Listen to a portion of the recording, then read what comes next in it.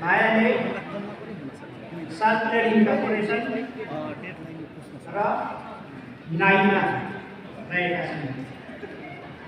यो चाहिँ हाम्रो गोरखापत्र संस्थानले निजी क्षेत्रसँग साझेदारी विकास गर्नका लागि हामीसँग पाइला चाल्नका लागि सहभागी भएका संस्थाहरू केही हुन्, बाहेक अरू पनि संस्थाहरू हामीसँग रहेका छन्।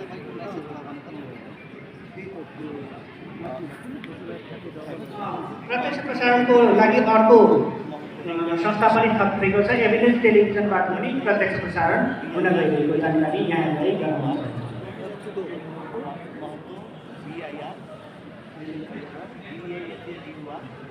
अहिले प्रत्यक्ष प्रसारण भइरहेका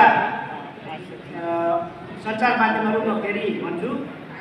Gorkhapatra online, rising Nepal tele, गोरखापत्रको फेसबुक पेज, गोरखापत्रको युट्युब च्यानल, राइजिङ नेपालको Facebook page, Nepal television, news agency Nepal, Sarokar television, Himalaya news agency र एभिडेन्स टेलिभिजन, यी सञ्चार माध्यमबाट देशव्यापी र अन्तर्राष्ट्रिय रूपमा पनि हाम्रो यो कार्यक्रम प्रत्यक्ष प्रसारण भइरहेको छ।